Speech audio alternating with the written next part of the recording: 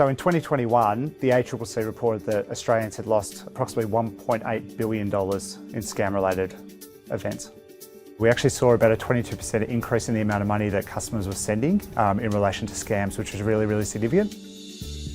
There's three really prevalent scam types that we're seeing at the moment. The first one is the bank impersonation scams.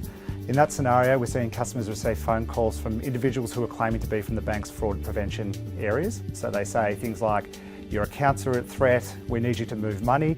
The other ones that we're seeing that are really prevalent are what's called a hey mum or hey dad scam. Customers are receiving text messages from a number that they do not recognise, but it's from somebody who's claiming to be a family member, saying that they've lost their phone, they've got a damaged phone and they've had to replace it. The customers are being asked to make payments, generally to help replace the phone, to make a bill payment or to provide some emergency funds.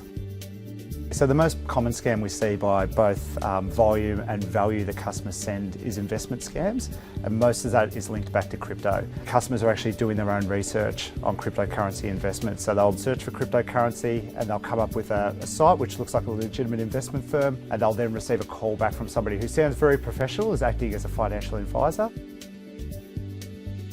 The sort of things you can do to protect yourself from scams is first of all to stop and pause. So the scammers will try to make you act with a sense of urgency. It's a one-off offer, you're going to miss out if you don't decide today. Go and do your research. Find out more about that company you think of investing in or that individual that you're connected with. Scammers can copy phone numbers, they can get into emails. So you may think that you're dealing with your bank or Amazon or Microsoft or another legitimate company.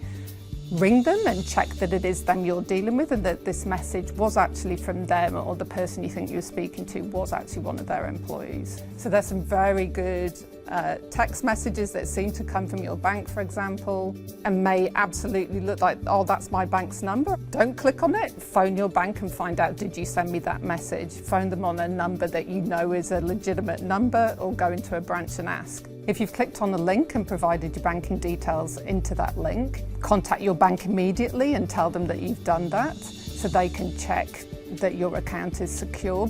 The sort of things we should be looking out for is if something sounds too good to be true, it probably is.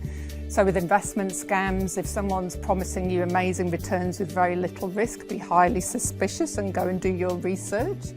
Look on the ACCC's Scam Watch website to see if it's flagged as a scam on there. Go onto ANZ's website. We put various scams onto there and give warnings about them.